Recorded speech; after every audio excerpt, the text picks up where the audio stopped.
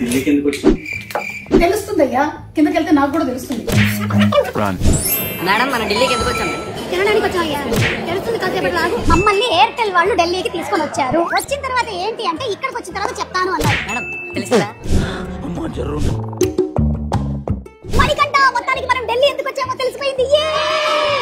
ఆ మధ్య ఎయిర్టెల్ వాళ్ళు స్పామ్స్ ని డిటెక్ట్ చేసేసి మనకి ముందుగానే వార్నింగ్ ఇచ్చేవాళ్ళు కదా, అలాగే ఇప్పుడు ఫ్రాడ్యులెంట్ గా వచ్చేటువంటి లింకులు, మెసేజెస్, వెబ్సైట్స్ ఇవన్నిటినీ కూడా ఎయిర్టెల్ వాళ్ళు మనకి ముందుగానే ఐడెంటిఫై చేసేసి బ్లాక్ చేసేస్తున్నారు అన్నమాట. అంటే మనకి ఈమెయిల్స్, అలాగే వాట్సాప్, ఫేస్బుక్, టెలిగ్రామ్, ఇక రకరకాలైనటువంటి ప్లాట్ఫామ్స్ నుంచి డిఫరెంట్ ఈమెయిల్స్, మెసేజెస్, లింకులు వస్తూ ఉంటాయి. ఈ లింకులు ఒక్కోసారి మనకు తెలియకుండా మనం క్లిక్ చేసేస్తూ ఉంటాం. వచ్చినటువంటి లింక్ జెన్యూనా కాదా అని ఎయిర్టెల్ మనకి తెలియజెప్తుంది అనమాట.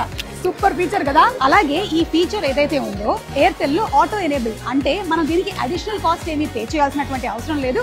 పైగా ఒకవేళ కనుక మాలిషియస్ లింక్ డిటెక్ట్ అయినట్టయితే మీరు లింక్ మీద క్లిక్ చేసినా ఎయిర్టెల్ దాన్ని బ్లాక్ చేస్తుంది. ఎందుకు బ్లాక్ అయిందో కూడా రీజన్ మనకి పంపించేస్తుంది. సూపర్ ఫీచర్ కదా. సో మీరు ఒకవేళ ఎయిర్టెల్ సబ్స్క్రైబర్ అయినట్టయితే మీకు ఏదైనా మెసేజ్ వచ్చింది అనుకుందాం, ఇలాగా ఈ మెసేజ్ లో ఈ లింక్ ఇలా వచ్చింది, మీకు ఈ లింక్ మీద మీరు క్లిక్ చేశారంటే ఇది ఒకవేళ గనక ఫ్రాడ్ అయితే ఎయిర్టెల్ ఇలా మీకు వార్న్ చేసేస్తుంది. Airtel found this site dangerous. Okay, Airtel safe network.